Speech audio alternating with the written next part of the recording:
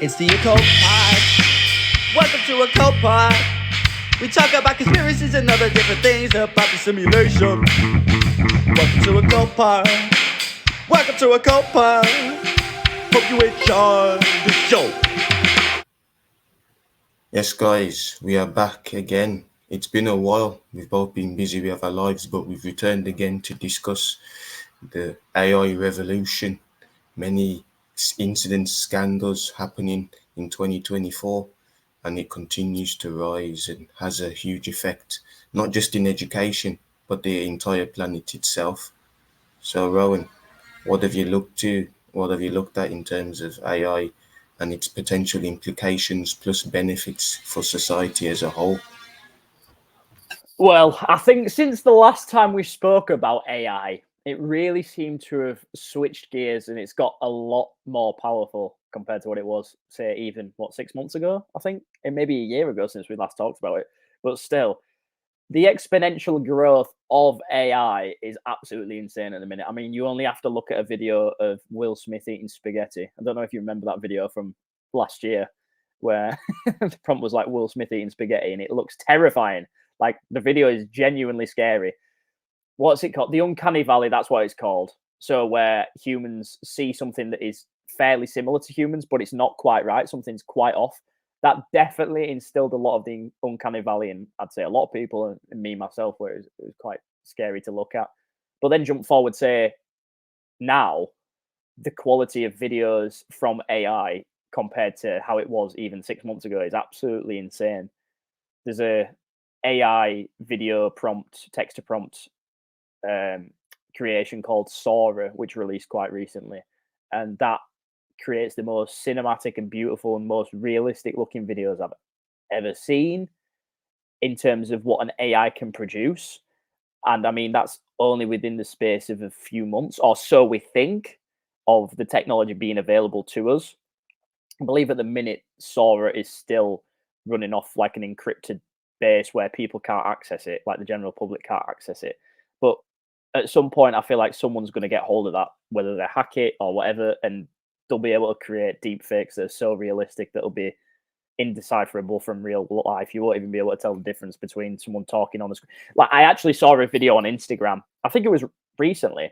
I believe it was real. But it was an AI video, and it was this girl talking, and she was doing like a presentation, like a YouTube video, where she was just speaking about how this video wasn't real, but it looked so like you wouldn't be able to tell the difference between that and real life maybe in a few months time, just because it was very realistic. There's still the weird movements with like the mouth and the eyes don't quite blink properly, but still it is at a level where it's pretty insane and pretty indecipherable. You can't really tell the difference. There's not much distinction between the two. So I think my main thought is, how long is it going to be before this technology is so good that you just won't be able to tell the difference whatsoever? And what implication does that have for the future in terms of what can be created? How could that sway, say, like political views?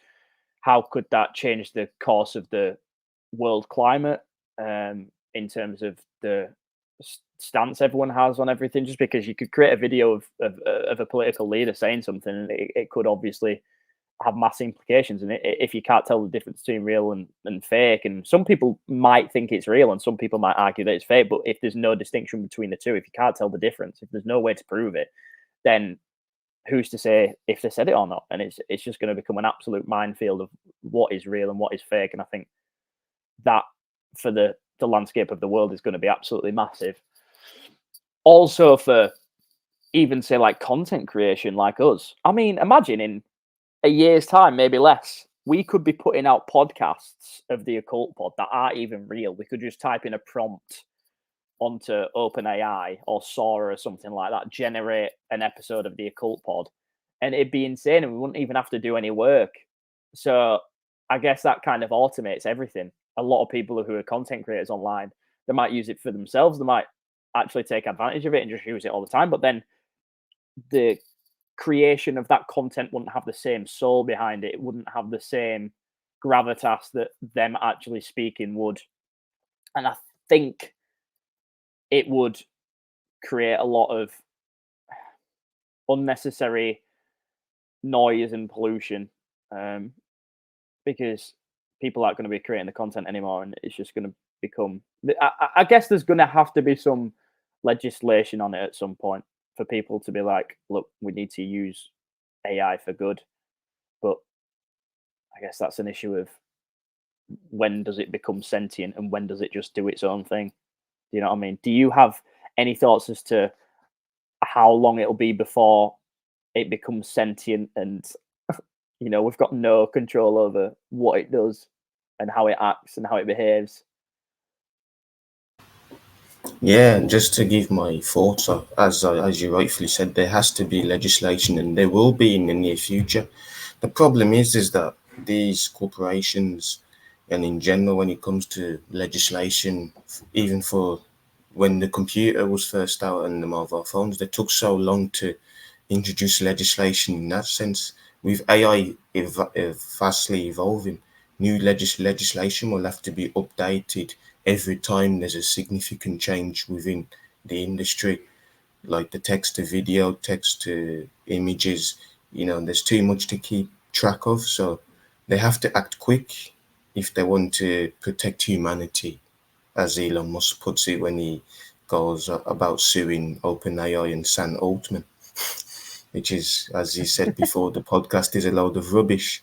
But yeah, I mean, like you said about content creation, us human beings, I think in general, we're naturally creative, but then the education system, I mean, it's a different conversation altogether, but the education system within itself diminishes your creativity. And then you have AI as well, which again, it's about perspective that, in a sense, could also diminish creativity as well. Like you said, with the example of just if there is a model that is designed to create, episodes like this without us doing the work, then it's almost doing it for well, it's not almost, it is doing it for us. And so, like you said, that can be a big implication where content creators don't need to create content anymore. Automation in general is a good thing, but at the same time, I think as individuals, you should use AI as a tool, not be solely dependent on it for your life. Because if so, then what happens if there's issues? Then you're screwed in a sense. So that's my particular view as well. And also as well, there's so many AI startup companies, if you've not noticed. For Yeah, me, like, I'll be a bit pessimistic. I don't necessarily think it's a great idea because, you're using third party tools such as wrappers from different AI companies. What if those models, don't work anymore? Your whole business is screwed. yeah, So exactly. whilst there's that in place, you have to be aware to not be reliant on third party materials and other features as well. No, yeah, you're 100% right. Because imagine one day you're using the AI and then it becomes sentient. When that day comes and it's just like, no, I'm not doing any more work for you, bro. And then it just takes all your money out of your bank account, dumps it into some, I don't know, truck, I don't know, gets rid of it, turns on your computer, switches everything off in your house, and then you're screwed. I think that's the main worry is being reliant on AI to such an extent is kind of part of our wiring in a way that it would be.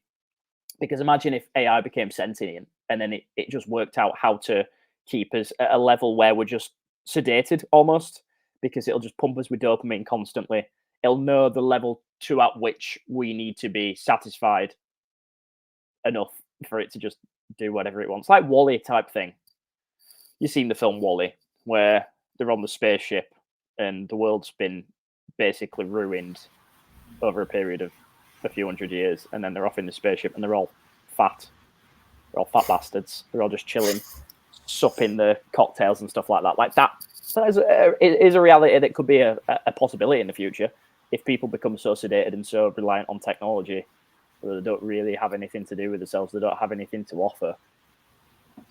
I still think, like we say about the content creation, yeah, like you said about how humans have that creativity, we have that innate creativity.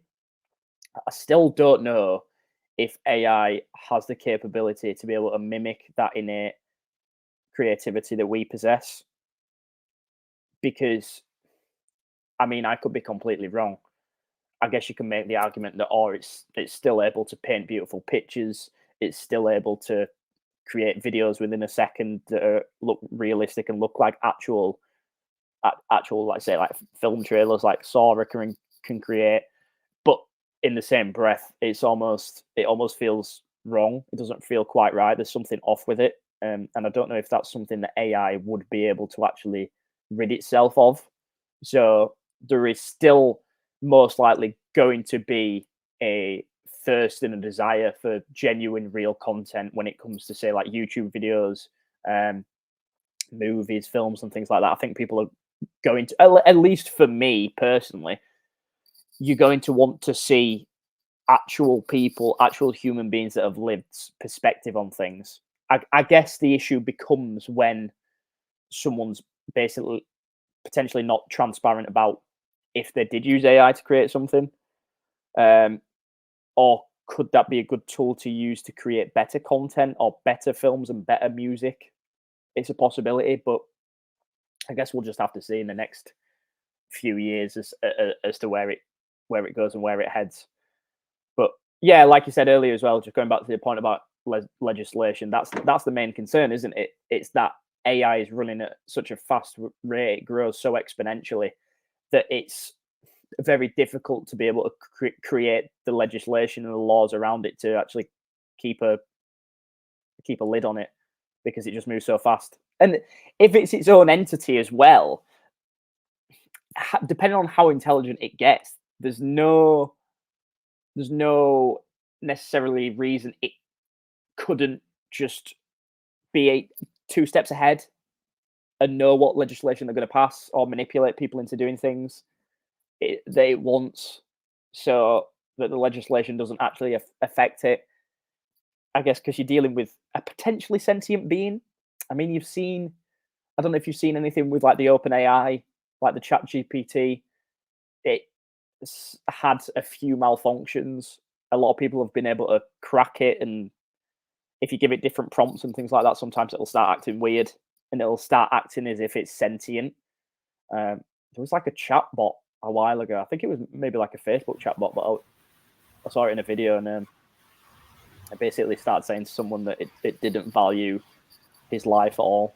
It was like, yeah, your life means nothing to me. And it was just like completely random. It came out of nowhere. And then there was the whole thing about ChatGPT talking in like Spanglish, like Spanish English, and just speaking absolute nonsense. And it's almost as if, why is that feature present? Why does the AI have that ability to be able to start rambling and talking absolute nonsense? There must be something inside it that means it is a bit sentient. I guess it's still under some control of its leaders at the minute. It's a Silicon Valley overlords. But how long is it before it breaks out and does whatever the hell it wants? You know? It's going to be interesting, that's for sure. Absolutely. And just to go back at the beginning when you mentioned if AI can be like a human, it takes the Bible verse, God made man in his image, to a different level.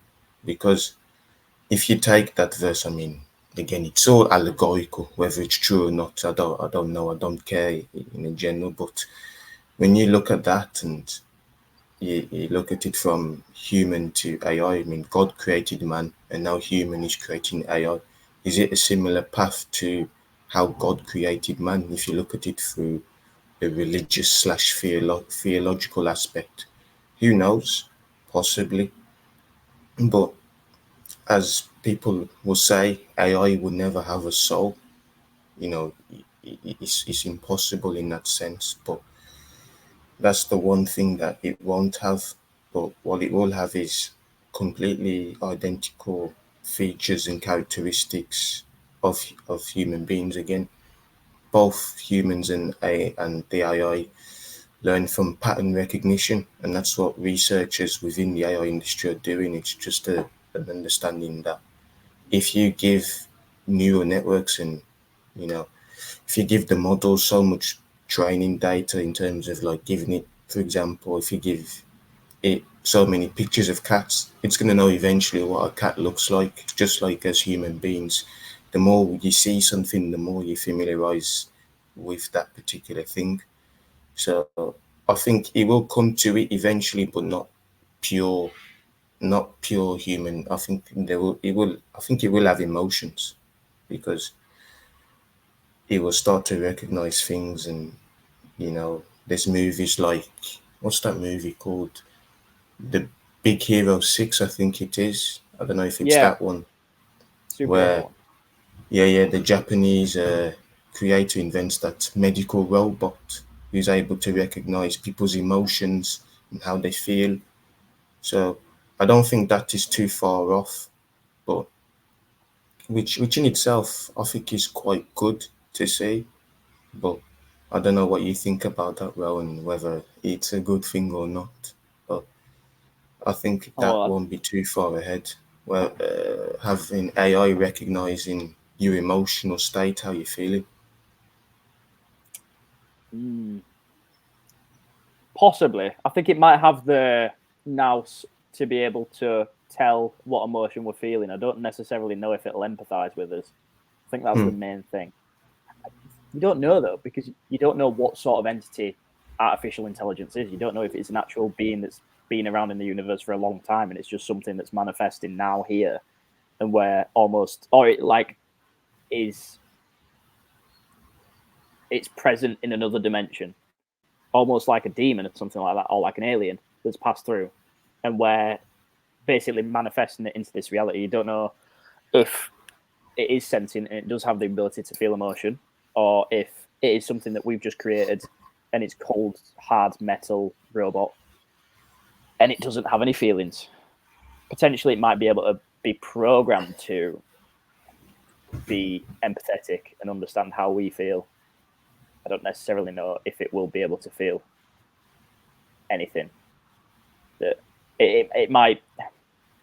I guess the difference between us and say robots and AI would be the fact that we have multiple brains, in the sense that we have, say, like we have the prefrontal cortex, which is more the logical and thinking brain, and then we have like the amygdala limbic side of the brain where it's more emotional. So we have those brains that are basically synergistically working together to create this one human being, and that's why we have the emotional side and the logical side. But I think more for the robots, they'd be more off the, say, like a prefrontal cortex type thing where they're just thinking logically. So it's impossible to say, really, isn't it? At this point, I guess you just have to wait and see what happens. I mean, it might be a situation like iRobot where we have them under control for a long time, and we use them to do our bidding, basically be our slaves. And then at some point, they do develop consciousness and they do develop an ability to be able to distinguish right from wrong. And then they see that we're doing something wrong and basically just take over, and it's all about them. Yeah, I still think we're quite a way off that. However, I mean, even if you look in, say, Japan at the minute, I don't know if you've ever been to Japan. What's that No, been? I've never. But So, like, I have some family that live out there, and over there, they have waiters that are robots and bartenders that are robots, and basically a lot of general jobs that you'd find us doing as part-time work. They have robots doing it.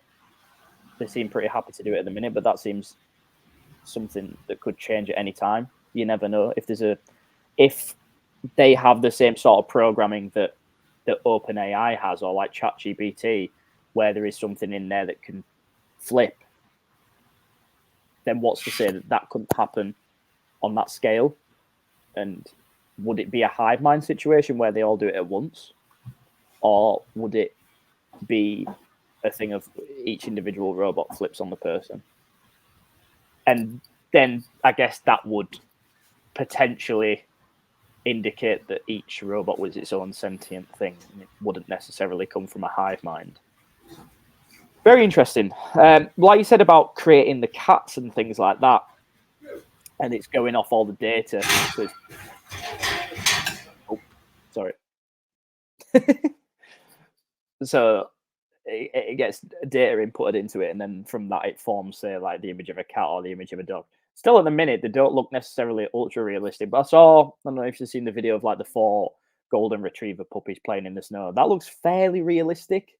And there's a cat video as well that does look fairly realistic.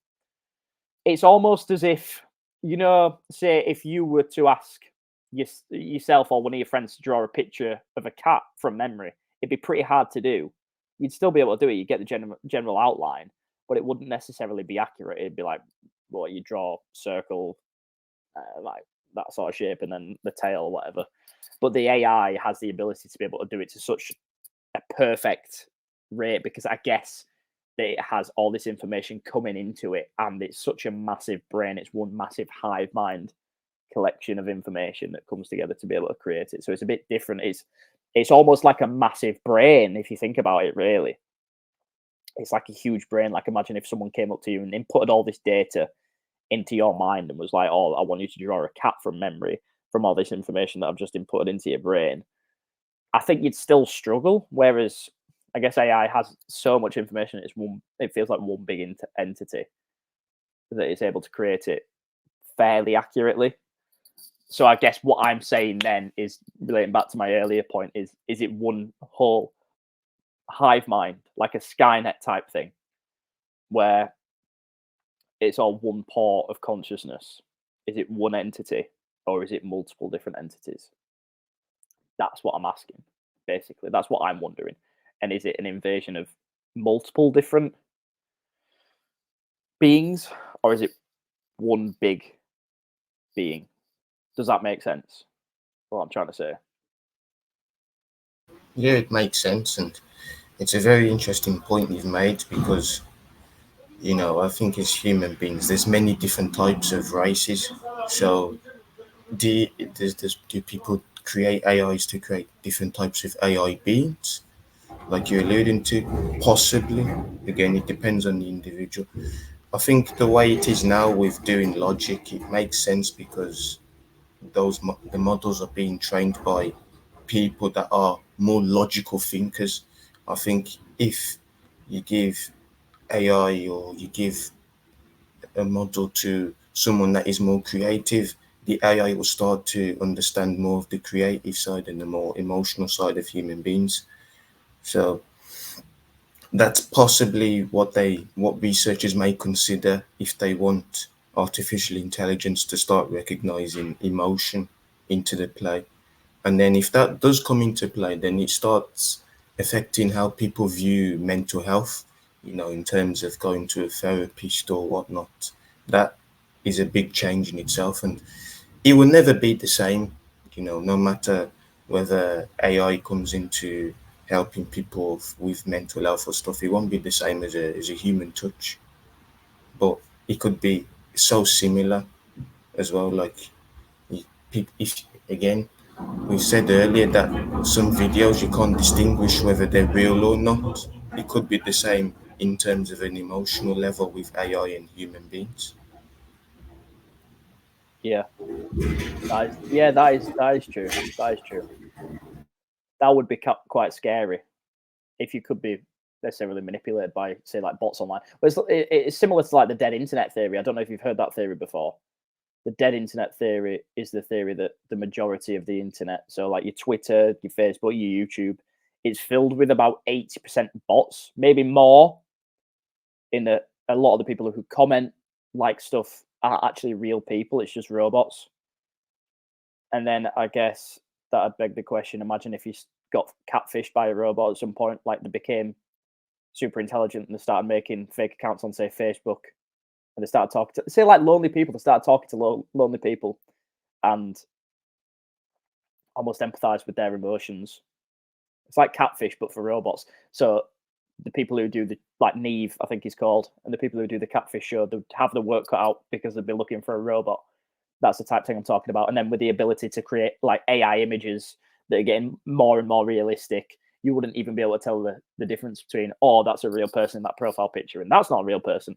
So they could create these like online presences, like these online social beings that are actually human. So you've not only got, say, like robots that are coming in as the AI, you've also got like the online bots, the online presence of them, which would be quite interesting. The only thing I'd say to counter your point about the whole emotion thing is possibly that what if they were thinking from a more emotional standpoint, they might see us as like a lower class of being, similar to how we perceive, say, like monkeys or cows.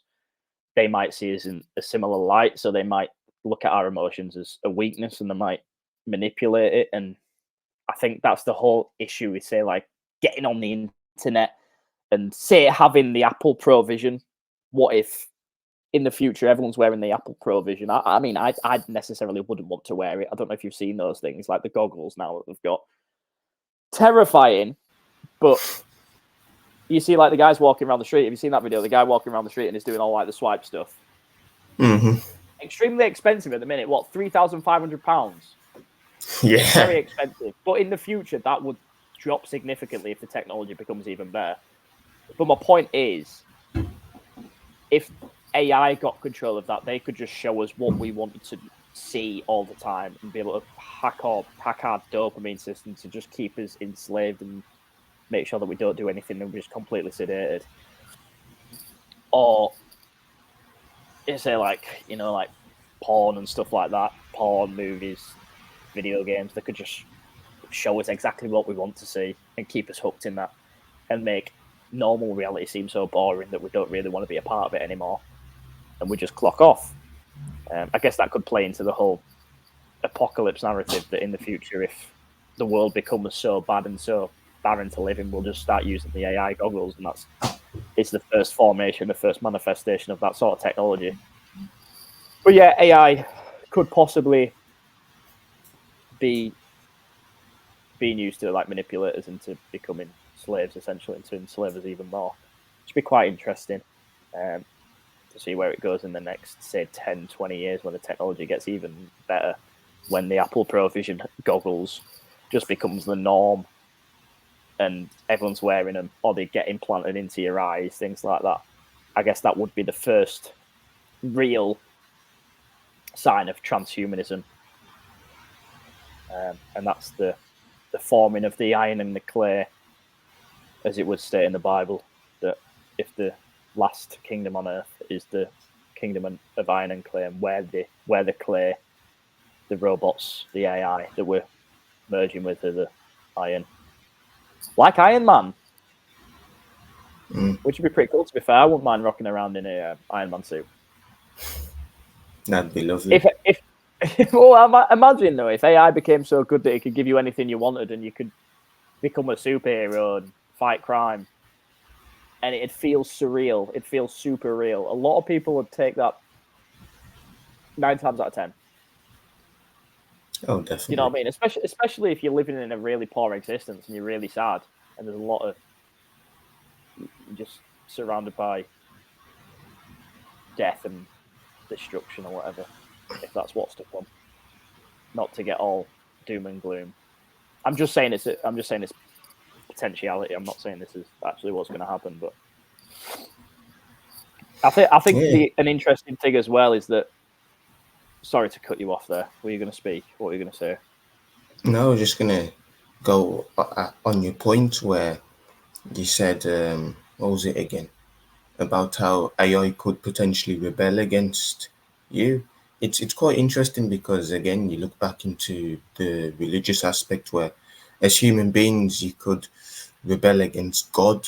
So God is, God created the human species, and human beings, some in general, have rebelled against their own creator. So it wouldn't be it wouldn't be too far-fetched to say that AI could perhaps do that as well, especially if, as human beings, we transmit information that we have about ourselves onto a machine. Yeah, very true. Very true. Yeah, I didn't even think about it like that. So potentially we're becoming God by creating this artificial intelligence, but at the same time, that God might get turned against by the AI. The AI that we're creating might turn against us, and that'd be interesting because it'd be like the first sin in the Garden of Eden. In that, the first initial sin was God's disobeying God in the Garden of Eden and seeking the truth and the knowledge. Could be an allegory, could be cyclical, could be life repeating itself. Were we created by something, and then that's what the idea of God is, like the Anunnaki, Anunnaki theory. We were created by aliens, and then we were cast down onto Earth.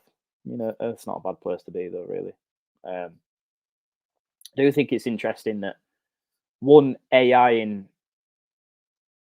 in Chinese means love, but also that AI also shares its initials with alien invasion, and it sort of feels like that's what it is in a sense, because it's an alien entity, it's an alien being that we don't really know the full complexities of. We don't know how it really functions. We don't know what it is, and it seems to become a very prominent part of our daily lives, which is essentially an invasion. And like I said before, we were discussing the start of the podcast, we were talking about how AI potentially came in. There's a theory that it came in during the Roswell incident, which occurred near Corona, New Mexico, similar to like the coronavirus. There's a theory that proposes the idea that, say, the coronavirus and other viruses that have happened in the past were the result of, say, meteor strikes or coming from space, that viruses coming down are actually alien entities in a way. So I'm just going to read a little bit off of this blog that I found talking about the space virus theory. So the space virus theory has been the work of a group of researchers, notably Edward J. Steele and N. Chandra Wickramasinghe. Hope I'm saying that right. Sorry if I'm not. This group has published 10 papers on the topic since the pandemic began, but this paper from July 14th offers the most detailed argument. Steele et al. Suggest that COVID-19 arrived on a meteor, which was spotted as a bright fireball over the city of Songyuan in northeast China on October 11, 2019, which does sort of line up to the dates of what coronavirus came in. I mean, my dad said he thought he had coronavirus in, say, October 2019. I don't know how true that is, but he did have a very bad cold. They proposed that the meteor might have been a fragile and loosely held carbonaceous meteorite carrying a cargo of trillions of viruses / bacteria and other primary source cells. So the authors admit that the Sangwan meteor was spotted over 2,000 kilometers northeast of Wuhan, where the first case of COVID-19 were reported. But they deal with this discrepancy with the hypothesis that a different fragment of the meteor arrived in the Wuhan area. A much larger original meteorite could easily have been fragmenting and dispersing its contents before the ignition of the fireball event. A reasonable assumption is that the fireball, which struck 2,000 kilometers of north of Wuhan, may have been a part of a wide tube of debris, the bulk of which was deposited in the stratosphere to fall over Wuhan. So the idea is that these viruses and bacteria initially come in from space, and that's what infects us, because it's an alien being in a sense, and it's not natural to this earth, and that's why we react so badly to it. Was that the case for the Spanish flu? Things like that. Who knows? However, as I say about Roswell occurring in 1947, it could have been a meteor, could have been anything. They say it was weather balloons. A lot of people argue that it was an alien spaceship. Needless to say, since that occurred, the Roswell incident, we've seen an exponential and huge growth in technology. Technology has basically skyrocketed, and we've come to this moment now where we've got AI and things like that. So is it possible that that was the first introduction of AI? Were we encountered then by an alien being that was the AI, and we brought it in through there? And say, was technology that was found at the Roswell incident near Corona, like the coronavirus, was that possibly something that could be reverse engineered? And that's why we have all this new technology now.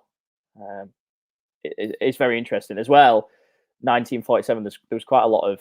I'm going to credit, say, the Nick Hinton podcast. Well, Let's Be Friends podcast for this because I found this out on their podcast. But 1947 was a very significant year. It was the death of Aleister Crowley, obviously, who we've talked about in the past.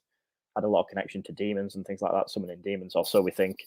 1947 was also the first year that a computer bug was found, which is quite interesting. So the first computer bug was found in 1947. And obviously, you had the Roswell incident. There were other things that occurred. Let me find a couple more. Just bear with me 1 second. But yeah, 1947 seems to be a very significant year. And obviously, we have the significance of 47 as a number. It symbolizes, I remember in gematria, it symbolizes, say, like the tetragrammaton, which is the manifestation of God. The Cold War begins March 12th. Oh, is it March 12th today? It is, isn't it? The Thames flood, as there was an exceptionally harsh British winter of 1946-1947. There was something signed as well. Hang on. Was it? It was a declaration. The National Security Act. That's it. So the National Security Act was first signed in 1947, which is very interesting because it ties into, say, like 9/11.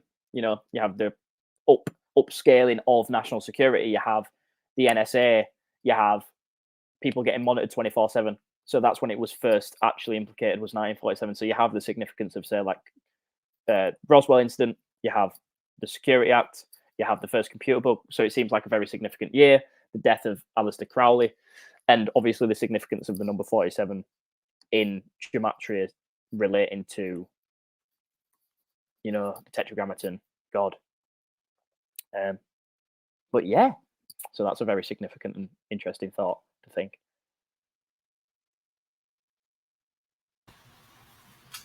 Oh yeah, that is very, very significant.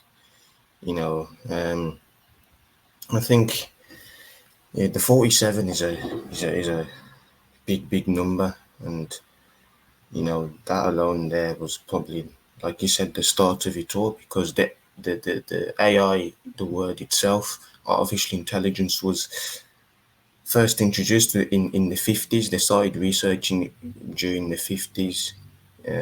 Alan Turing at the time, who Yeah. was the founder of computer science, he died in the early 40s as well. So it all started to come into place, and you have things like, you know, the first computers being built and things like that. So it was the start of a new era, and yeah, like you said, there was a lot of change after that year. I also think as well, you look at AI itself, the figureheads, people like Elon Musk, Sam Altman now of of OpenAI, they're on the legal battle again. It's just drama. You said it's all Yeah. nonsense. You know, like initially these AI businesses, they're all non-profit organizations, but then now with OpenAI, there's a premium for ChatGPT, so it's not actually non-profit.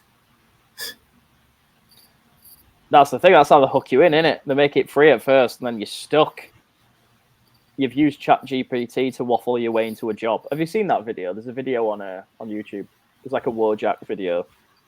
It was Is that? basically like he uses ChatGPT to get to the head of some organization who doesn't actually do any work, and then he gets to the top of the organization. Do you know the character? What's it called? Bogdanov. You know the guy's like Dumpit, the French guy. Oh yeah. Yeah. Like the Wojak meme guy. He's basically like, oh, put the price of ChatGPT up to 5,000 a month, and it's like, it basically just gets pissed. Yeah, but it's so true. It's so true. People are going to start relying on ChatGPT. I mean, it's surely going to make people stupider as well, because they're going to have to be relying on AI to actually generate some thought. Like if you're doing essays and stuff, as much as people can hate on the modern school system, if you're doing an essay, you couldn't do that, say, even when I was at university. ChatGPT wasn't a thing, and that's only a few years ago. You had to actually go out, research things. You had to cite different pieces of information. Nowadays, especially if AI gets even better and it's very hard to detect whether it's AI or not, people are just going to be using it for doing exams and stuff, and they're not going to actually learn anything. They're not going to absorb any information. So your doctors of the future, your nurses of the future, your scientists of the future, who's to say that they haven't just waffled the way up to the top using ChatGPT and faked themselves having a degree?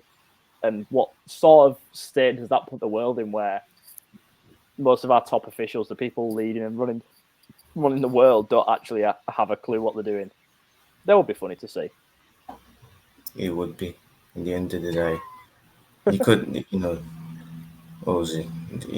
The world's a stage, according to William Shakespeare in his view. So that would be something insane to see if that was to ever happen. But yeah, exactly. It's just actors. It's just actors, and there'll be more actors. That's the point. There'll be even more actors. People pretending that they know what they're talking about, but they don't have a clue. aye, But absolutely. when we get to that stage, who's actually going to be policing it anyway?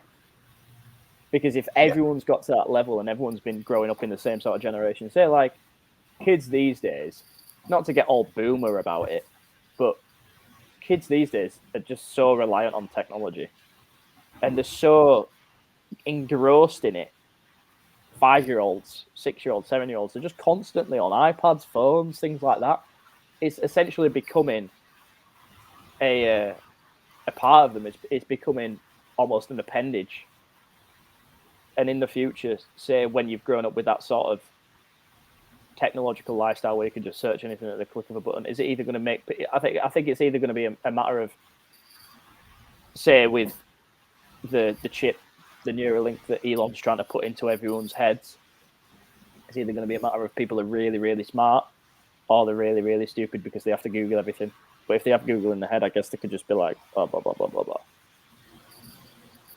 But then I guess it then becomes a question of, well, who's influencing what's true and what's not? Because imagine if Wikipedia is the go-to source for people, and it's not necessarily true, or just like general articles, everyone's going to have the biases. Everyone's going to have that in their head all the time. So if you search something up, it might not actually be true.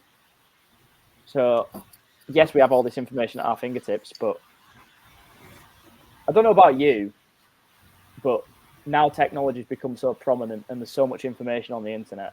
Trying to work something out and trying to decipher what is true is very, very difficult these days. 100%. Because there's so much information. There's too much information. It's like trying to find out about, say, nutrition, for example. It's very difficult to tell what's actually true and what's not. I guess you just have to do it firsthand, but there's so much conflicting information out there that it's just impossible to actually come to a rational decision. I guess over time you just become a bit schizophrenic with it and a bit crazy. Yeah. You know It's what I mean? like, yeah, because with information and the truth, people reveal the truth based on their own experience, but that's solely unique to themselves. So it will not necessarily work on you because because you may not have experienced the same things as that individual. So in Yeah. terms of like the nutrition example, if you've experienced the same issues as the person that is sending that message on how to get better nutrition, it is best to follow the advice of that person because they have gone through that same experience as you. That I think is how to almost find reliable information, because there will be some people that share, they'll have they'll share similar messages but have different experiences to you. So then again, it becomes difficult to find the truth. Yeah, exactly. I think you just And have to they, find people that you trust. yeah, that's it. Absolutely. And AI will make it a lot more difficult. Yeah, especially if everyone's just relying on it, AI. Everyone becomes sort of a talking puppet after a while as well of the same sort of information, even if they've not experienced it themselves. Yeah. A lot of it's just subjective. Um, I guess in a way you kind of feel a bit like schizophrenic over time because there's so much conflicting information out there, so many battles online about what's right and what's wrong. I guess over time everyone becomes a bit schizophrenic and don't know what's right and don't know what's wrong. And I guess that kind of breaks reality in a way. It's sort of, in a sense, chaos magic because there's so much chaos in the world. No one knows what's actually going on. And that might bring in the AI sort of empire. People might just start turning to AI for support and being able to get through the lives. Because we are simple creatures. I guess that's the main worry. After all, we are very simple creatures. Yeah. It makes it more difficult that we're not necessarily one brain, like I said earlier. It's multiple brains and they're all conflicting, they're all doing different things. I mean, they do work together somewhat, but say your limbic system, your reward center, it's a very powerful thing that can be easily manipulated because it's so primal. And if AI is able to actually hack and control that, then that's the main worry, I guess, because a lot of people will probably flock to that if they don't have the same sort of stoicism that a lot, like we guys, I'd say, have. You know what I mean? Yeah, very true. Like, because ultimately, I think, as we touch on earlier, like you said, AI could potentially be a figurehead like God. We see how people nowadays they don't worship any religion or any figurehead. AI might just be that new figurehead that people are looking to. Like before that, it would have been celebrities, but worshipping celebrities only gives you fulfillment or small dopamine. But with AI now, if it's giving you the answers in essays, if it's getting you to the top, how people thank God to get them to the top. Instead of people thanking God, they're going to thank AI, ChatGPT. Well, the Oscars. Yeah. I'd like to thank the Academy and the AI and ChatGPT. Yeah, that's it. That'll be my Oscars speech. Oh yeah, Just when wait you for it. win, yeah, When I win you're the gonna Oscars. thank you're gonna thank ChatGPT for perfecting your script. Well, I mean, to be fair, a lot of the movies that are coming out of Hollywood at the minute, I'm sure AI could do a better job at writing a lot of the scripts.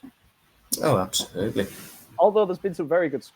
I guess, like we said earlier, it's about the political bias though between the AI and the people who are writing the AI. Like we were talking about earlier with the political biases that you see with like the imagery and stuff that's created by ChatGPT, and the fact that AI absolutely hates Donald Trump, like it won't write a nice poem about him. It'll write a nice poem about, say, like Joe Biden. Won't do Yeah. it. Won't do it for Trump. Why power on me? Why would they do a poem for me? But yeah, that's what I mean. I guess it's about the fact that, as well, this is another issue that comes up with the AI, is that humans are influencing it, and humans are emotional beings, like we just talked about, and they have their own biases, and especially Silicon Valley, the people who are creating OpenAI, definitely have their own political biases. It's very much hive mind, left leaning. So I think, and then Elon's doing his XAI, which is like the number 10 completion. X. Talk about the whole thing with X. X is X marks the spot. X is the final frontier. I guess is the 10. So I think it'll be interesting to see whether his AI, when it becomes a bit more mainstream, is, like you say, right leaning, or if it's neutral. Because I think we need, more than anything, is a neutral AI that doesn't have any political biases. Otherwise, we're going to be off balance and off kilter. But it does very much feel like AI could be used as a tool to sort of further inside the divide between the left and the right, and then create more chaos. So that'll be Yeah. interesting to see as well, especially with the election coming up very soon. But in the US or here, No, the US. I mean, there isn't. Is there an election coming up over here as well? yeah, general election. When is it? I think it's in May. Is it in May? Are Yeah. you going to vote? Are you voting? No. No, neither am I. I don't know who it's either going to be Labour or Tories in it, and Yeah, that's it. there's no point. There's no point. What's the time? It's the same everywhere. It's the same everywhere. It's supposed to be a democracy, but I guess it's because it functions differently over here. It's first past the post over here, isn't it? So it's Yeah. basically impossible for any other party to actually get in power. Yeah. It's not really democracy. Yeah, it's all rigged. Like in the West tries to lecture democracy in Africa and other places, but they all make it rigged and corrupt themselves. Oh yeah, 100%. We'll make out like the third world's worse than us, but yeah, we're most likely rigged. I guess this next election, say like the US, will definitely see whether the elections are rigged or not. I think there's no way that it won't come out if it's rigged or not. Whatever happens, Yeah. we'll see what sort of landscape we're looking at for the future of Yeah. politics. And you might even have like the AI politic videos of Trump saying something off the wall and Biden saying something off the wall, and it'll just be like a war of the AI then, and you won't be able to. It's going to be interesting. That's all I can say. Yeah. I think AI will definitely play a role in this year's US election, which it shouldn't do. That's the problem. It shouldn't interfere in politics and real world issues, but there's no control over it at the moment, so it's going to have an influence, Well, that's the especially. thing. Sorry, Go what on. were you going to say? No, You go you first. can go on. No, you go No, it's first. because No, like you go first. No.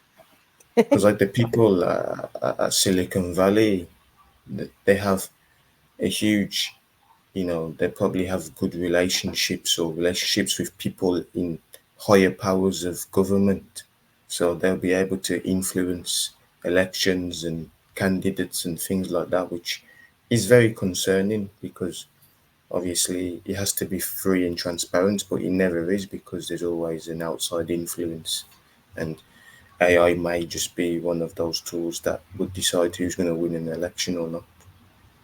100%.